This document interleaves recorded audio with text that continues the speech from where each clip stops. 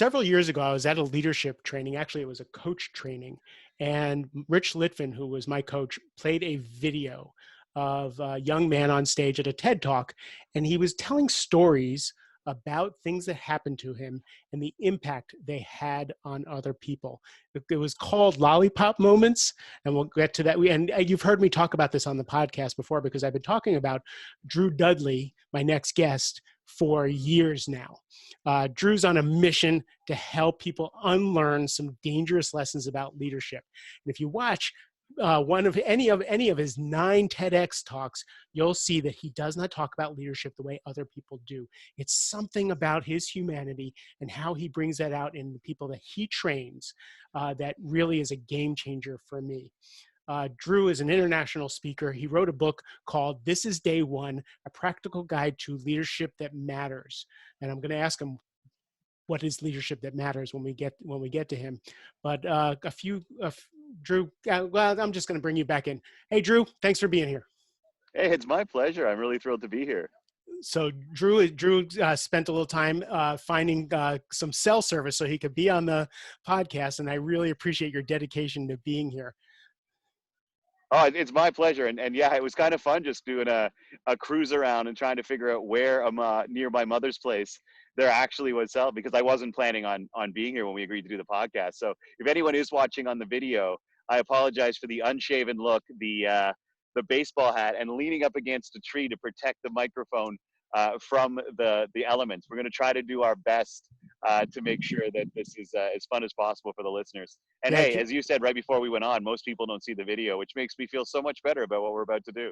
Yeah, well, I'm going to put links to all your TED Talks because then they'll see you in your 3-piece suits and your top hat, which is just dynamite. So before we start going into some of the stuff that you usually teach, we had originally set this up for a few weeks ago, and your dad recently passed, which is why you're with your mom. I'm really sorry to hear that.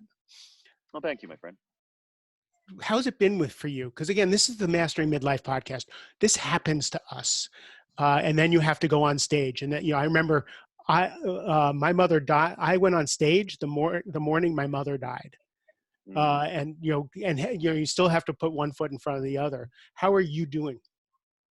It's such a weird question, because you go through this once as a general rule, and I don't care how old you are, like, you're just not prepared for it. Someone wrote me a really nice note right after Dad died saying, and I hope this doesn't feed into some sort of, sexist, toxic masculinity crap, but it really was, he said, you don't really become a man until the day your dad dies. And it is a very different feeling, because one of the things that is a challenge for me is that usually to get better at stuff, you do it again and again, and you fail at it. You do it shitty, right? And that's how you get better at anything. And you get to go through this, but you go through this once. And the challenge for me is trying to figure out how to be a son without a dad.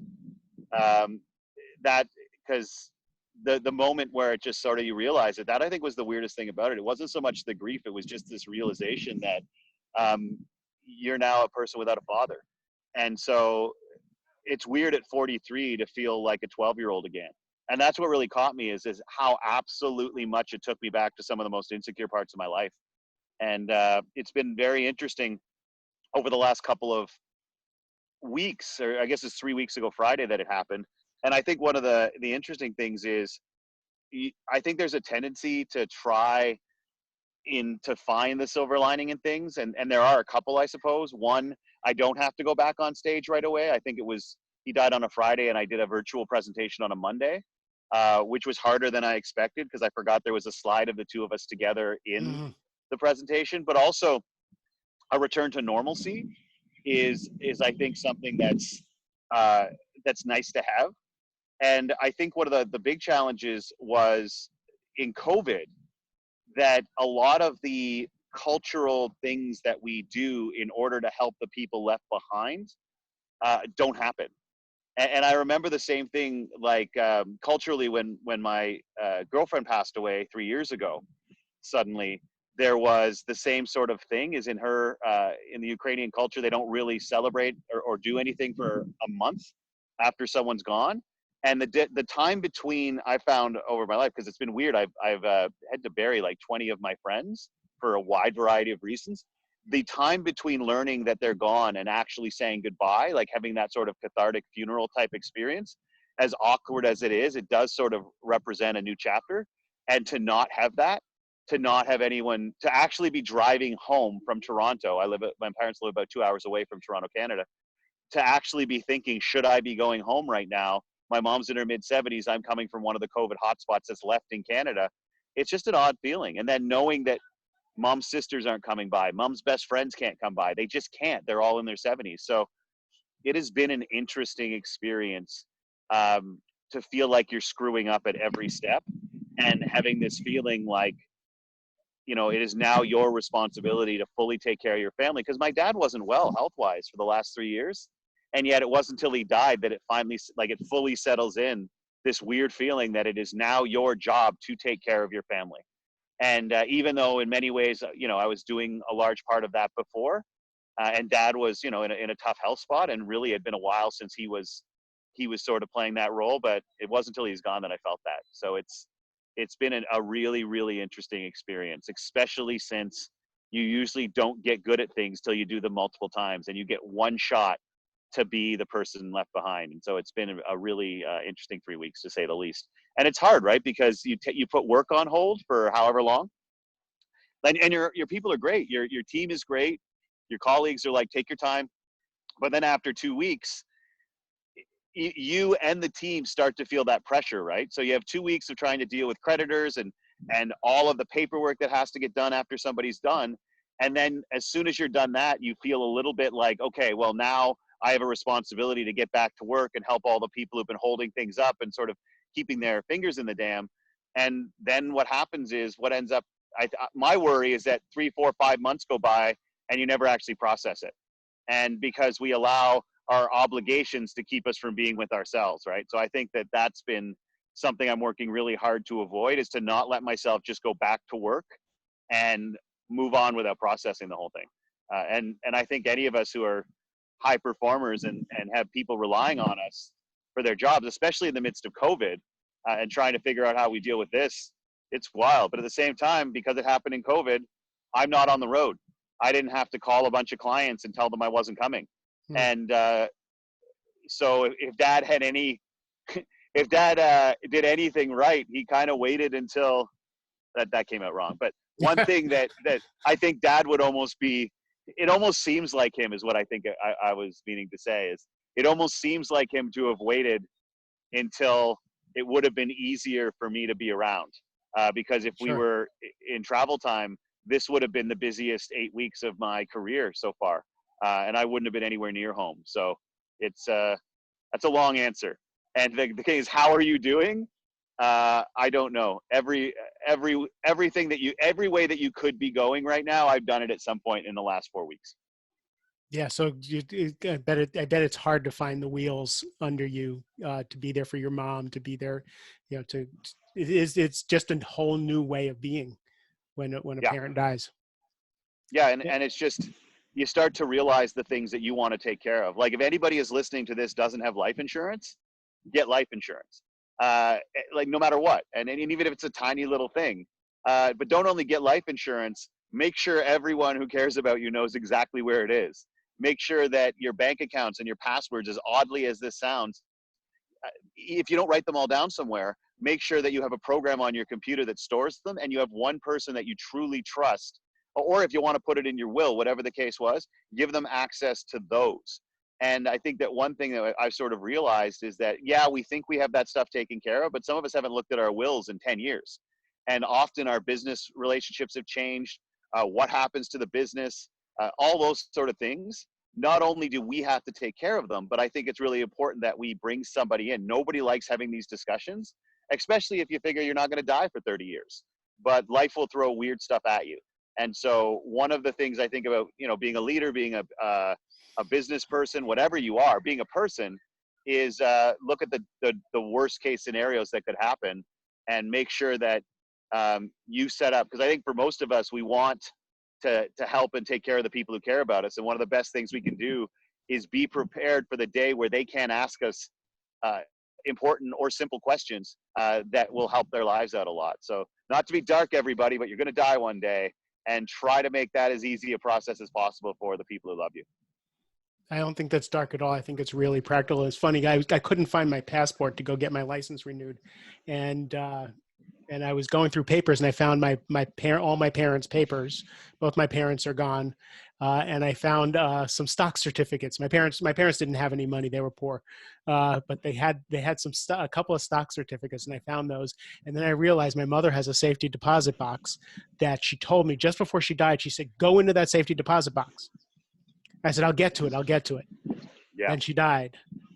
Now I can't get into the safety deposit box without filling out, reams and reams of stuff, 2 trips to Florida, and I don't know what's in there. And I don't, so it could be one piece of jewelry that's precious, like who knows? But yeah, absolutely having your stuff in order. I've thought of that a lot. And it's not dark. This is what we're all dealing with. This is the whole point why I have conversations with people like you is, what experience have you just had that can help someone else?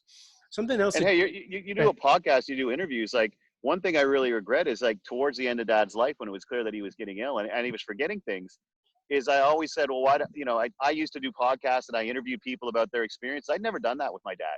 mm, I don't know, I didn't know a ton about my dad's youth. And now one of the regrets I have is I never made time to be like, why don't we do a series of 1, 2, 3? Like, I know Michael Jordan's story because I watched The Last Dance. Why haven't we sat down with our parents and sort of done that biography as well? It's because it's awkward, right? No one wants to hear about their parents' first kiss, mm. like whether it was with each other or somebody else. But there's a story there to all of it. And we watch documentaries and we ask our friends and we do podcasts with strangers. But most of us have never sat down and, like, turned on a recorder and said, let's talk about your life. Let's document this. I want to know things. And I'm really sorry I didn't get around to doing that.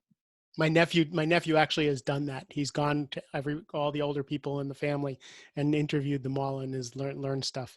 And I'm Jewish and I come from Eastern European background. So there's no history past the boat, before it came Yeah. over. Nobody talks about what happened in Europe.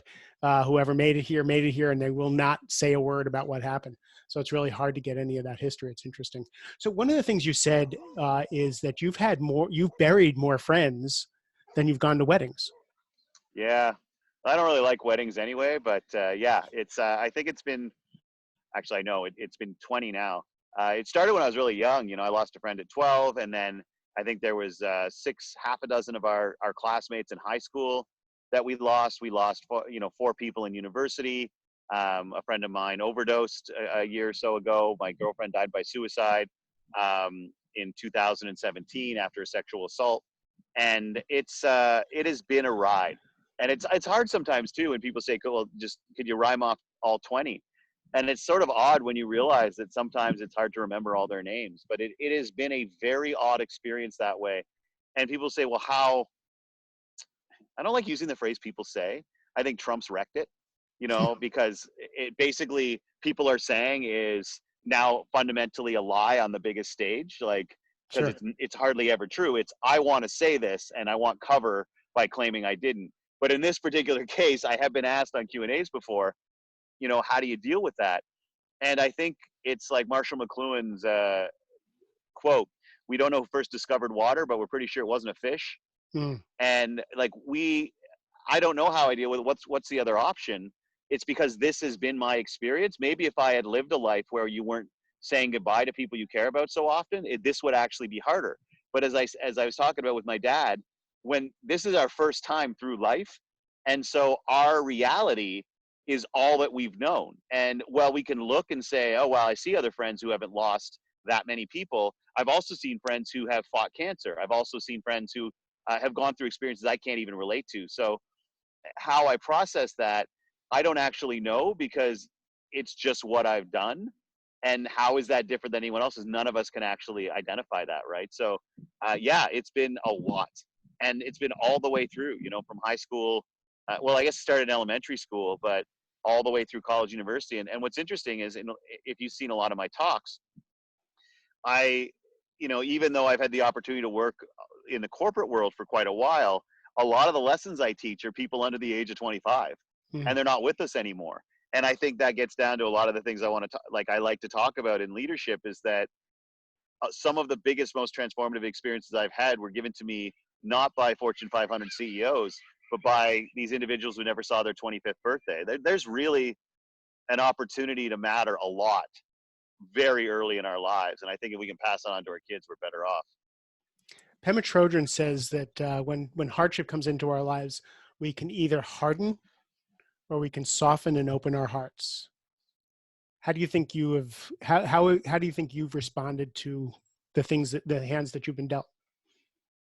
And this has been a real challenge for me recently. And it's part of the reason why I'm going to step away in a couple of weeks. To go back to what I was saying, is that I'm not going to allow myself to dive into work full time to try to allow myself to sort of move past, because I think at some point in the future, everything's going to crack. If I do that, I've hardened, and it's something that is really hard for me right now, because I am so angry right now. And I think it really started when Anastasia, my late girlfriend, died, because we found her, myself and her twin sister. That was really the first time her twin sister and I had really met as well. Formally, is that we got to her apartment and discovered her there. And so it's very odd,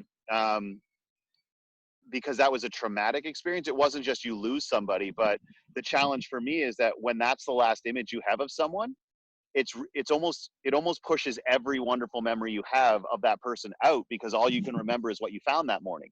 And I hope people haven't seen that, because it's very odd that in the process of trying to save your life, the process of trying to save a person's life is incredibly violent.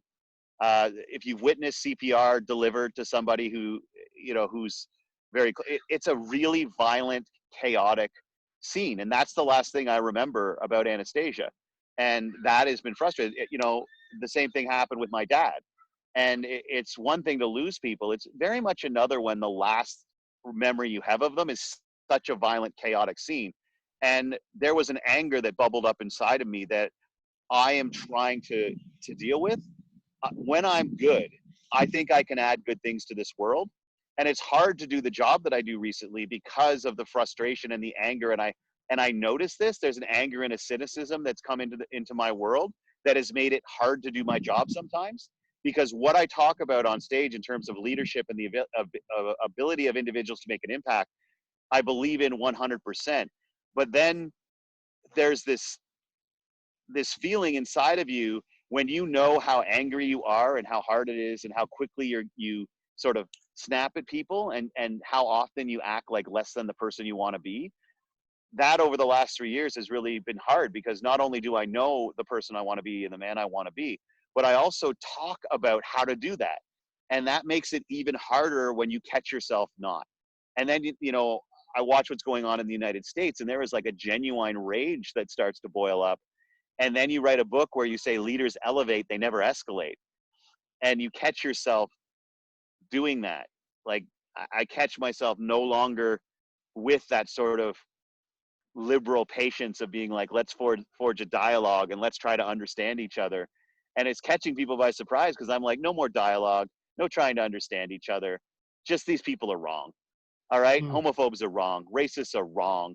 Individuals who claim where you were born should play a role in how you're treated as a human being. They're just wrong. Let's stop discussing this as if it's a dialogue. Let's stop discussing whether Black Lives Matter. It's not a discussion. It's a straight out fact. And and you can hear me now, right?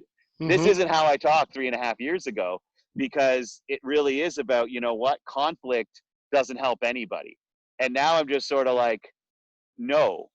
And part of that has helped me be a little bit more myself, and other parts of it are turning me into a guy I'm not crazy about. And that's hard, especially when your job is to stand in front of people and share ideas you believe in, and then you're finding it harder and harder, a battle sometimes, to live up to them. And so I hardened, and I don't like that. But Mm. I could stand here and give you a line about how it softened, but I'm a little bit concerned about how I view the world now. Um, and I think that one of the things I've been adding to my discussions about leadership is trying to let other people know. I spoke after a really great speaker and a really genuinely good human being at a conference, and he talked about how he had done, because I'm a recovering alcoholic as well, but he had talked about how alcohol had hit his life, and then he had an awakening and opened his heart and sort of embraced love and gratitude. We've all heard various people talk about how this changed their life. And I could see people nodding along and feeling, but I also knew there's a lot of people in that room who were thinking to themselves, yeah, I don't do that. I don't know how to do that. And they were judging themselves and feeling that you can't actually be the leader you want to be until you go through life looking at everything with gratitude and love. Like when he enters the room, he said, I asked, what would love do? And I started to think, I think that we judge ourselves as lacking character if we think bad things. Like when the guy asked me to move seats on the plane from a bulkhead seat to like the middle row in row 42 because he wanted to sit with his family, but his family was his wife and like his 16-year-old son. You don't need your dad to sit next to you when you're 16, right? And it's like a 4.5-hour flight. You can manage to sit separately, right? And that's going through my head. And then also is like, you wrote a book about how to like seize these moments, and the man you want to be would switch seats, but I don't want to. The same as if your friend says, can you help me move on Saturday? And your first reaction is, no. And then you feel bad, like you're a bad person. But then I switch seats and you help your friend move. And so Part I of think we part of need that to, is because you're Canadian. yeah, that's true. We're actually not that polite. It's just Americans, we have a 4,000-mile undefended border. You outnumber us 10-1 and you're heavily armed. Got Like, it. we're not polite, man. We just have a very finely tuned sense of self-preservation. You sleep next to a grizzly bear, you do not poke that thing. But ultimately, I think what I want to say to people is be very careful judging your character based on what you think, and spend a little bit more time asking yourself, when you process those thoughts and that anger and that unwillingness and that cynicism, does it translate into your behavior? Because if it does not, that is an act of leadership. And the process I talk about on stage, it's not because I'm a good dude. It's because I recognize that I have demons. And the process that I develop in leadership and to try to live these positive moments is the weapons I'm trying to give my better angels to do battle with my demons, because my demons are heavily armed and really well funded. And so, yeah, man, I hardened. And I know I hardened. And actually, it's given me an edge that is, I think, made me more effective in some ways, but I also recognize that it has made me less of a positive influence in this world.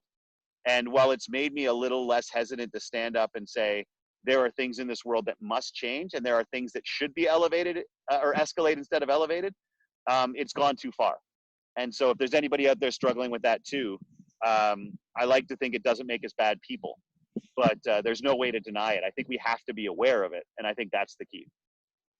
To bastardize and misquote Byron Katie, when you argue with your humanity, you only lose 100% of the time. There's just no way you're going to get out of this without being human and having every human emotion, and be just like the people you criticize. Yeah. That's the cosmic joke. Is I'm intolerant of intolerant people. uh, is just it's just a joke. But those of us who can actually say, I've hardened, I haven't turned into the person I would hope I would be through this. Now we're in a process. Yeah. Now we're moving in a direction. And what I will tell you is you're not a positive influence in the world. I'm just so thrilled to have this recorded to share with my audience, because I will tell you, 50% of my audience are in the place of this, and then 50% of my audience are in the place of this, and then the other 50%, which it doesn't add up, is in another place. And none of them are wrong. It's just where we are on this continuum. Yeah. I was And I think, well, my work focuses on the idea that leadership is less about management, power, and influence. Uh, and I know this podcast is not about shtick.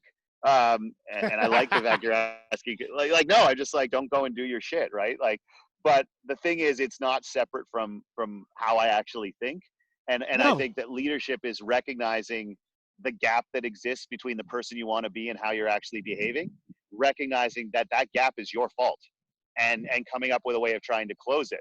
And so that's been a real struggle for me lately, enough to that I'm just like, can I keep doing what I'm doing when there's this disconnect between how angry I feel and and how much good I want to do, and recognize that that gap, I think, has gotten wider recently.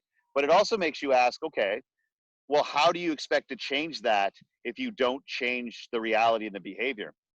So the idea of walking away from work for 3 months, which seems insane when you're not making any money already because of COVID, but what a better time to do it, right? Hmm. Is the behavior that has to change. And I should know that, right? Like I quit drinking and continued to not drink. And those fundamental premises are the precepts are the same, right? It's that one day at a time. And however, if you do not change behavior, you will not change outcomes. And so, uh, anger. That's a nice math problem, except you're human. You're a human being and not a math problem, right? So this is going to take what it takes, and as long as you're honest, and I, like I said, I watched you on stage. As long as you're honest, my God, the value you bring. It's funny. I wrote a book called Only Tens. Only Tens was my struggle with setting boundaries, asking for what I want, figuring out what was on my to-do list, and how to prioritize, and basically how to be a businessman with severe ADD. And I'm a recovering alcoholic. Also, I'm 30 years sober, and I couldn't think. I'm constantly catching up with everybody. So I write this book, and I'm in the I'm in the middle of writing this book, and all of a sudden, Only Tens, the system that I come up with is amazing, and I'm getting all kinds of shit done, and I'm amazing. And I'm like, and I'm going to speak in California about how amazing this whole new book thing is. And it's, and when it actually came out, it sold a ton, but I'm still in the middle of writing it. Right. And then I moved my mother from Florida to right down the street from me in the middle of writing this book. And I didn't know there was this thing called, uh, now trauma, senior trauma. When you put someone in a home, they go through this traumatic thing. So my mother has a breakdown. She goes into this thing. She gets deathly ill. She's, and I'm supposed to go to California to speak on Only Tens because I got my shit together, man. I am the Only Tens guru. My mother comes to town. Boxes and boxes and boxes of stuff get dropped off in my garage. I can't seem to get anything well. I get the flu. Everything's going to shit. And I'm like, how am I supposed to talk on stage about Only Tens when my whole life is a mess? Right. And then that built the chapter called And Then Your Mother Comes to Town. Made it such a better book because what I realized was the 10 was my mother. Right? The boundaries weren't the 10. There didn't need to be any boundaries at that point. She was in crisis, right? All these things, I needed to drop all those things. And I learned how this morphs. It made it such a better book. So I went on stage and it was, I get to talk about my Jewish mother. It was hysterical and it was a really good thing.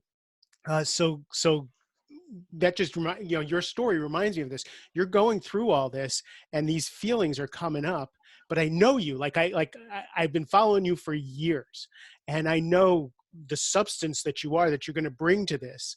And I would love to, if you would commit to talking to me in 3 years time, you and I just have a conversation in 3 years and see what seasoning this brings to what you bring to the world. That'd be amazing. Hey, 5 years ago when I was writing the book, I actually did an interview with this brilliant, brilliant guy. I mentioned him in the book, but he was doing interviews of 1,000 leaders and asking them the same 10 questions. And we got together right before COVID started. That would have been late February. And he asked me the 10 questions again 5 years later. And 5 years ago, I mean, I had lost 100 pounds. I was as fit as I'd ever been. My career was taking off. I was writing my book. I was in love. And it was so weird. He hasn't actually gotten back to me yet because COVID blew everything up to have a podcast like this and talk about the difference between those. Because let's face it, Anastasia was raped and died in those 5 years. At the time, my dad hadn't died, but he'd gotten very, very sick. Obviously, I had hired people. I had grown my business. The book had come out. And I am so fascinated to sit down with him because I have no idea. I can't remember anything about those first 10 questions, but a couple of them were like, what do you know 100% to be true in life? And I just like, man, I wonder what the heck I said 5 years ago versus said now. And it might be worth, starting to do that at the beginning of every year, because we make resolutions that are pretty pointless at the beginning of every year. Hey, one of the things I actually do is I don't actually consider January 1st New Year's, because that's an arbitrary made up day. And just so everyone knows, 12 days were eliminated in like the year 1512 just to make the two calendars match up. So like time and space is bullshit, everybody. But what I do is I look at the worst day of my life, which is January 17th, and I treat that as New Year's every year, Mm. because on that day I can recognize that I made it through another year of whatever the challenges were, that I have survived another year since that day that I swear to God I never thought I would. So I often will tell people, screw New Year's Eve and New Year's Day and resolutions. Take a look at the darkest day of your life and celebrate that as your New Year's, because it's not arbitrary. It is incredibly personal. And I'll tell you, as you say, I think maybe some people listening, this will resonate with them, but the desire to not lose our shit causes us more anxiety. Like, who said that we are not supposed to lose our shit? I remember I had dinner with a buddy of mine, and I said, how's it going? And he said, Colleen, who was his girlfriend, was murdered yesterday. And I just thinking, what the hell are you at the keg having steak with me for? And he said something that I truly understand, and people who've gone through something, he's like, I don't know what else to do. Like, Mm. it's such an interesting thing, is like, I don't know what else to do. One thing I know, that when you go through these traumas, whether it's losing your business, losing someone you love, uh, and look, they're all trauma, and grief is like the phrase, I don't know what to do, but we just feel like we can't lose our shit. And I went out and I said, we were out of the car, and I remember saying to him, um, you know, you know, stay strong, my man. And he says, no, I'm going to go home and lose my shit. And I guess I said to him, and I don't remember it, something to the effect of, sometimes the only way to keep it together is to give ourselves permission to lose our shit. And I think that this weird, and I think men particularly feel it, Hmm. which is like, I must stay together. I must stay strong. Even my, silly feeling right after dad died is like, I'm the man of the house now. Come on, I'm 43. Like, that's just but hey, we can't help it. And I think Mike, who's the guy who lost his girlfriend, it was her ex-boyfriend who shot her. He walked up to her truck and shot her, and then shot himself. And, Mike has dedicated his life to recognizing, and, that emotionally connected men don't kill people. Like, emotionally aware men do not kill people. And ultimately, a lot of us, for whatever reason, have been taught that our strength is absolutely essential. It's essential so that people in our business are taken care of. People pay their mortgage because of the work that I do. All of this has come up in COVID too, right? Like, not only do I have to take care of my family, but I also have to bear the burden of, like, all these people who work for me paying their mortgage. And I'm going to sacrifice as much as I can myself to protect them. And then it just sort of slowly whittles away at you. But when you have nothing left inside, you have nothing to give. And I think that making sure that we protect ourselves that way, like, sometimes the only way to keep yourself together is to lose your shit, and give yourself permission for that. And if you have to walk away for a while to do that, then you got to walk away for a while to do that. But it's so much easier said than done, right? So, I'm working on some marketing, and they were asking some questions about what it is I do and why it is I do what I do. And it's mostly because, I see an unspoken agreement that we all have, that that the hustle and grind and the stress and the trade-offs that we all do to be in the 1% to be successful is killing us. Guys who look like me are killing themselves in record numbers, and if they're not killing themselves outright, it's mental health, it's addictions, it's heart disease, it's all this stuff. And the reason I do this podcast is to have conversations like this, because I'm just tired of it. We don't talk about it. We keep all this stuff bottled up. We can, let's talk about the hustle and grind. Let's talk about, how we're building these online businesses. Let's talk about all this stuff, and we don't talk about what it is to be human. So for me, this conversation is exquisite, because this is what we're all going through, and this is what we're all dealing with. And if one person listens to our conversation and says, fuck, I didn't realize I was so angry, and then I need to go home and lose my shit, we just might have saved a life, so that's really essential. There's a story you tell that would be really, I would love if you can remember it. You talked about how you talked about your friend who died in college of stomach Uh, cancer, and you got off Jason. stage and you said a young woman came to you and said, I'm really sorry for your pain. And you said, Oh, yeah. and you talked about how you looked at her life and she had way more stuff, quote unquote stuff, than you did, and you didn't understand why she felt your pain. Do you remember this story? Oh yeah, one of the things I always said about speaking at universities, or I worked at the University of Toronto, I ran their leadership program, is that you're constantly surrounded by people half your age and twice as smart as you. And our job is to graduate them before they figure out they're twice as smart as we are, because then the entire system collapses on itself. Mm. But yeah, I was talking about Jason. I was talking about Scotty. I was talking about Angela and Katrina, about these people I'd lost. And she came up and said, I feel bad for the pain you've had in your life. And then she told me her story. And this was a refugee. You know, her parents had been killed in front of her. She didn't know where her brother was. Her grandparents had died in a camp. And this is a story with so much more courage and so much more strength and so much more pain, right? And I said to her, how can you, I do remember this incredibly clearly. I said, how can you say that you feel bad for the pain I've had in my life when yours dwarfs mine? And she said, only hurt people hurt others. And I do know that if I want to be the person I can be, I have to let go of the things that hurt me, or I will carry them around with me, and one day I will use them as a weapon against someone that I love. And that, to me, only hurt people hurt others is one of those things that when you hear it, you nod and say, yeah, yeah, for sure. But it just sort of like kept in my mind like this little ninja that just kept poking away at the utter and complete truth of only hurt people hurt others. But what really got me is that when she said, I will carry my pain around with me and one day I will use it as a weapon against someone that I love. And because how often is it that the anger that we feel is directed at someone we love, because there's this sort of assumption that we'll be forgiven for it, and they're just there all the time, right? And we've got all these years of these little things that annoy us but have never actually caused anger, because the love is bigger than the annoyance. You hope. Sometimes people you love don't like them very much, but you love them.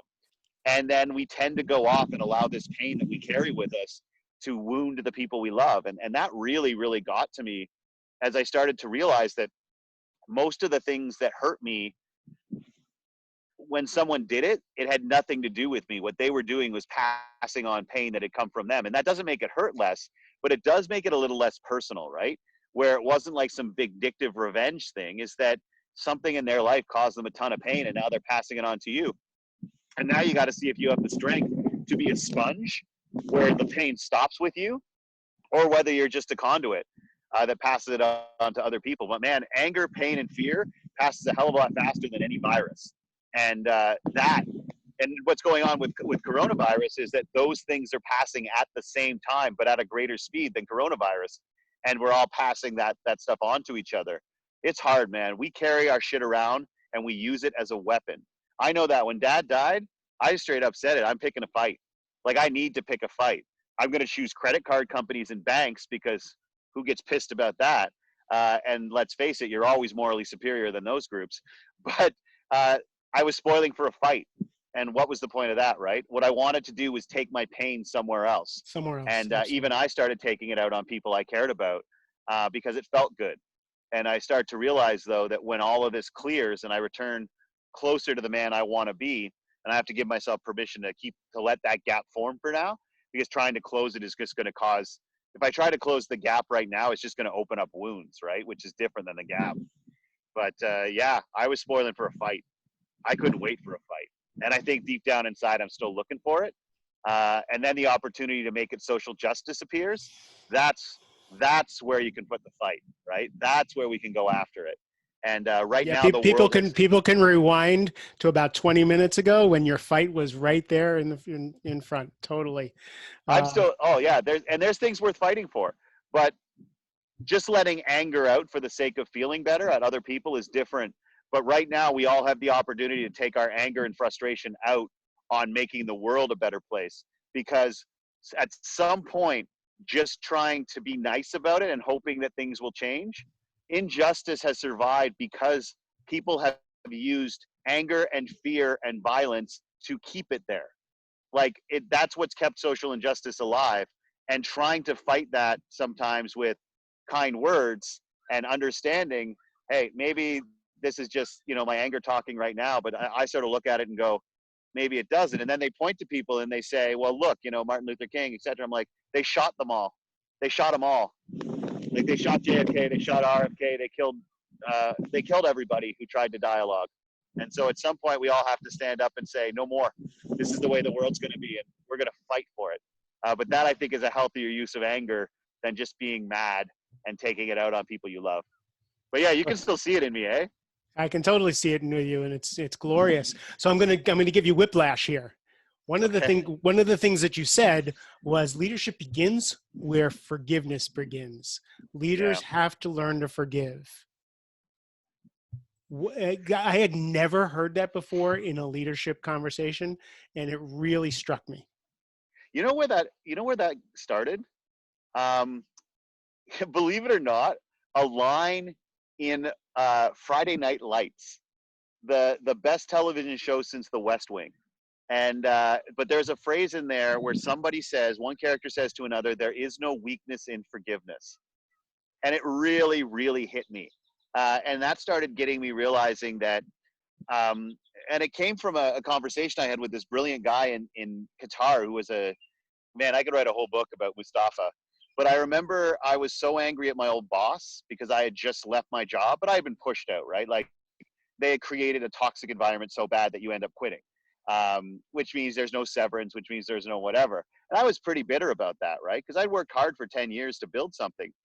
And I remember this guy in the desert, he was driving this dune buggy, and man, he had a good time at work. Like he had a really great time at work. And I remember being a little bit envious of how much joy he had in his work.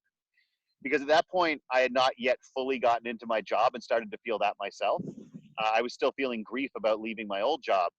And I remember I got really quiet, and I think he thought he'd offended me. But what I really was reflecting on is how I felt I had lost that joy, and I was mourning that. And I told him about this person and this story, and he said to me a phrase that I've heard since then, but I'd never heard it before, believe it or not. He said, "What did he say?" He said, "This person is so far away. Like she's so far away. As a matter of fact, she is so far away right now because I was in Qatar that it is night where she is and it is day where you are. But you are letting her make it night where you are. You are letting her wreck Mustafa's grand adventure," which is what he called it. That when I met him, he's like, "Welcome to Mustafa's grand adventure." Just this incredible energy. And he said, "And she's not even here. And you need to think more like a landlord." And I said, "What do you mean?" Oh, that's so And he good. said, I was told a long time ago that a landlord sets the rent, right? You decide what you're going to get paid. And he said, the landlord allows people to use their property, but they charge rent to protect their investment, right? It's a valuable investment, and you can allow people to be on your property, but you charge them rent to protect that investment. And he said, your head and your heart are the most valuable pieces of property that you will ever own. And if you're going to allow people to live in your head and heart, you would better make sure that you get something in return to protect your investment. And all this woman gives you is fear and anger and resentment. And fear and anger and resentment are not valuable to anyone. But when you accept them in return for access to your head and your heart, you are basically letting them live rent free in your head. And he said, Drew, you are the landlord. You're not allowed to get angry. You are the landlord. You set the rent for your head and your heart. And you are not allowed to get angry when all you get paid is what you asked for. And when you allow this person to use that property without asking for anything valuable in return, you are asking for zero rent. And you're the landlord. You set the rent. If you're not getting anything in return, it's because you're a bad landlord. Don't let people live rent free in your head. And that I've heard since, but the way that he laid it Oh out, no, I'm loving Mustafa. We need to get him on a stage somewhere. oh man, Mustafa was just, it was like going dune bashing with Yoda. That guy was just dropping. He's the guy who taught me, like I asked him like about being a business owner because the whole day one concept in many ways came from him because I asked him how he stayed so fired up about this job that he did. And his job was driving us off of big cliffs, right? These big sand cliffs. And I remember he laughed at me and said, "It's my first day." And we're like 100 yards away from a cliff when he says this to me. And I'm just like, shit, like the new guy. And he laughed and he said, "Man, don't worry about it. On your first day, you show up early, you dress your best, and You try really hard to impress your boss, and you're more careful, and you double check everything. You ask all your questions. There's no shame at your first day. But as soon as your second day starts, you stop being so committed to that stuff. And he said, the first day I came to work was 17 years ago. But I loved my job so much, I just told myself I'll never have a second day of work. And it's been my first day for 17 years. And 5 years ago, I bought this company. And I just remember thinking of how powerful a phrase that was. And it sounds a little bit cheesy, but he managed to say it in a way that wasn't cheesy or pretentious. It was just like, I show up every day like it's my first day, and I ask all my employees to do the same, because it really shows, it leads to a better commitment. And then as I sort of go through my recovery process, as I go through losing the 100 pounds, as I deal with my bipolar, which you haven't even talked about, I started to realize there's this core idea, which is you don't restart every day, you recommit every day to certain core behaviors. And that's been a big eye-opener for me. But I will never forget him pointing out to me that this rent-free in your head is just a phrase that a lot of people use. But this idea that you set the rent, and your head and your heart are the most valuable properties you've got. And if you accept less for that, that's your damn fault. And I was just sort of like, there's always a moment where you're angry when you get called out on your shit, and then you're grateful at the exact same time. And when those two things sort of meld together at once, you're like, damn it, I don't really know what to feel right now. Because you can't get angry at the guy. He just fully was telling the truth. That's It's just beautiful. that when in our society did we decide to stop telling the truth? Because when we don't, I don't know. I think he said it as an effort to try to make it better. And some people use it, I just want to be honest. No, what they want to do is they want to hurt you. And then there's others who are saying, I'm going to be honest because they genuinely want things to be better for you. And I think that sometimes we convince ourselves we're doing that to others we're like, no, I want to help them. No, we're not. We want them to feel a little bit less so we feel a little bit better, right? And I think that the awareness of being able to ask ourselves, why are we saying this honest thing, is something that we should be more aware of too. Man, we went all over the place on that answer, didn't we? We went ever. I could talk to you for days, Drew. I was watching some of your stuff. I'm like, God, I want him to be my best friend. That would be really fun. Even after I'm sitting here really pissed at everything. I'll take authentic over anything else any day. And people who listen to this podcast expect it and hope for it. So I really appreciate you being raw and vulnerable with us today and finding the time. So I'm assuming there isn't anything big on the calendar for you. So if I put your TED Talks on your website, your book, and everything on the website, people can find all about you and all the goodness you bring in the world. Yeah, there's nothing huge. I think that the big thing is, I've said it with my partners, and my colleagues. We've said you have from now until July 9th to get everything that you need together for us to move the company through the next 2 months, and then you have to go away, which is odd when your team, who you admire, and I guess they have some mutual respect. I sure hope so. Anyway, just are basically like, you have 3 weeks to get this shit together with work, to create a situation where we can run this company, which is what you do, right? Like I had a CEO tell me once, everybody in my company wants my job, but nobody wants to take it. And he said, that's when you create a really successful business, is when you've got a bunch of people who not only want your job and are capable of doing it, but nobody's trying to take it. And he said, if you can create an environment where you are not indispensable to your business, that's really what leadership is about, right? And to realize that they said, you got 3 weeks to work with us to sort of set out what the next 8 weeks need to look like and what needs to be accomplished and what your thoughts are on it. And then you have to go. And for me, something I'm both terrified of and proud of is the fact that they'll probably run it better than me, not just as if I was at my best, but they're definitely going to run it better than me when I'm not at my best. And I think that one of the things that I'm happy, without consciously trying to do it, is to create a business and an organization where the people around you are able to run the business better than you when you're not at your best. Like if you're at your best, obviously the business is going to thrive. But when you're not, instead of trying to run the business when you're not at your best, is when you step back and say, you know what? You right now are better than me. And so let's do it. and I'm interested in seeing how that pans out and whether I come back at the end of it all, right? We Right. never take enough time away to miss our job. We do 1 week where we start to adjust to not being in the office, and then we enjoy ourselves for a week, and then if we're lucky, and then we go back. And it has been a long time since I stayed away from work until the point was I just couldn't wait to go back. And I'm looking forward to actually giving myself permission to do that, because for some reason, I read a really interesting article today, and I know we're wrapping up, that said, the 40-hour work week and hustle culture is something that keeps us from what we're seeing in the world right now when people are starting to identify things that have to change is because they have time for it. It's not like they're bored and they've discovered this, but in many ways, the way that now I sound all like I don't even know, but like a Canadian, I think people assume that I'm some sort of, like I'm a lefty, but I like, people are like, oh, what's it like to be a socialist? And I said, why do you think I'm a socialist? Trust me, I'm getting paid for this. And they're like, well, you're Canadian. And I said, well, yeah. They're like, well, you have socialized medicine. Like, well, yeah.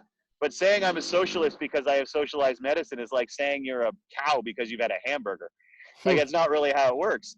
But this ultimate, why the hell? Oh, I think what's happening is that when you work 40 hours a week, and then if you're getting minimum wage, or if you're working 80 hours a week because you started a business, and then you have to take care of your kids, etc. What we've effectively done is created a world where nobody has time to change anything wrong with the world, and because you got your own shit to deal with. And so now I think one thing that has happened with us all being with COVID, et cetera, is that we've actually had a chance to look at the world and say, there's some stuff that needs to change. And I'm not working 80 hours a week necessarily to try, like, to be distracted from that. Hmm. So we get locked into something that cannot change because hustle culture says we have to stay so busy and focus only on our stuff that it's hard to.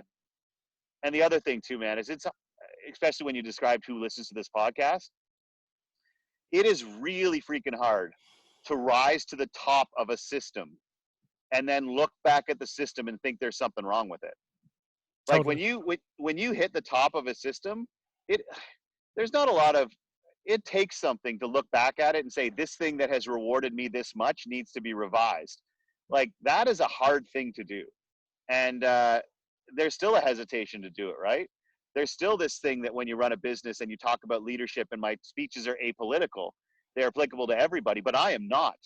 And yet I can't deny that, there's been pressure from myself and other people to do that Michael Jordan thing, which is like Republicans buy sneakers too. Let's not offend anybody. And ultimately, that is not authentic when you try not to offend anybody because you don't want to stop anyone from buying your stuff. But it also says something about the world that people will not buy your stuff when you say, this is what I believe. And I try to, but I can't really be rough on other people for that when I drive right by Chick-fil-A, right? And we're like, I will never eat there. I'm doing the same thing. Why do we True, do true, that? true, true, Like, why true. do we do that? We can go into ego structure and what keeps us on another podcast. Drew, would you come back after your vacation and after your time integrating everything that's gone on, and talk about some of the leadership principles that you actually teach normally? Yeah, Would this you is come? crazy to do a podcast and not talk about any of that. This was exactly what I wanted from you. I'm wondering how many people are listening being like, what the hell does this guy do? Walk onto stage and start burning things down? But no, like, if you want to go, look at drewdudley.com and take a look at what I truly, truly believe in. And I really do believe in that. But right now, like a lot of people, like you said, this is about midlife, right? There's just this, when you start to recognize the gap. I don't know the secret to happiness, but I do know that one of the foundational keys to unhappiness is when that gap forms between the person you want to be and how you're actually behaving, and you become aware of that gap. Like that, as long as you are aware of that gap, it is hard to ever feel truly like everything's okay in your life. There's an unease with yourself that comes. But I also think that accepting that that gap will never go away. But I think the challenge is when you recognize there's a gap between the person you want to be and how you're behaving, you realize you got two choices. Either change your perception of who you want to be, or change how you behave. And often neither one of those things is particularly appealing. And all of us like to avoid decisions where every option sucks. Uh, and so what we do is we just, not doing something is a decision, right? It's a course of action. So For all of you out there who are feeling that too, you're not alone. But to close with one thought, um, when I started talking about my bipolar, because my students wouldn't get the help they deserve because they thought it would make them look weak, they thought it would make them an embarrassment to the people that cared about them, and they thought it would make them unemployable. And I told a few of them, one or two or three, look, this is my life. Like in 2007, I had plans to end my life. Um, and so here's my story about how when I asked for help, it got better. And then, the students say, I didn't know that. And I'm like, well, yeah, I don't advertise it. And then instead of being like, well, thank you for sharing it with me, the response was, well, why the should I do it then? You won't do it. And I think that one of the things I learned is that from a really young age, especially for those of us who are driven, we're taught that success and admiration will come from standing up and making people say, and when they look at you, they say, wow, I didn't know that, or wow, I can't do that. And for what it's worth, maybe the most powerful thing that we can do is to help people say, oh my God, I thought I was the only one. Like, I thought I was the only one afraid of that. I thought I was the only one hurt by that. I thought I was the only one hiding that. And so I think that's great about this podcast, because it certainly seems to me that your goal, whether you knew it or not, was to allow people to say, oh my God, I thought I was the only one. And there is a freedom that comes from doing that. And so when I tell people if they want to do a presentation or they want to tell their story, at every step, ask yourself, where in this story, where in this presentation, are you giving anyone the opportunity to say, oh my God, I thought I was the only one? Because that will help people and make people feel more empowered than any sort of really cool factoid that you can drop, or any cool story of resilience and overcoming things that you can share with people. Give them the chance to say, I thought I was the only one, because you're not. And whatever you're feeling, you're not it. But I don't know, when you get to the point where people look up to you, man, something really strange happens when your dreams start coming true. You become terrified of making a mistake. Hmm. And it changes the person you were when you chase those dreams. And I think that maybe we got to find a way around that. And if anybody out there's got a good idea, by all means, call me. I actually do, and we can talk about that. But Drew, thank you for taking the time. Thank you for finding some signal and Yeah. finding the wind. I appreciate you so much. Everything about Drew, everything Drew Dudley will be in the show notes, so you can just click on it and find him. It'll be very, very easy. So thank you, Drew. Lots Oh, of my love to you. absolute Lots of pleasure. love to your mother Thank you. and family. To Thanks, my friend. everybody I appreciate else, this. thank you for hanging in with us. Thank you. This was a great, raw, gritty podcast where we talk the truth, and you expect that. If you like the podcast, please share it. Please tell people about it. Send me questions. Tell me what subjects you want me to cover. Thank you, as always, for being loyal listeners. I love you. Have a great rest of the day.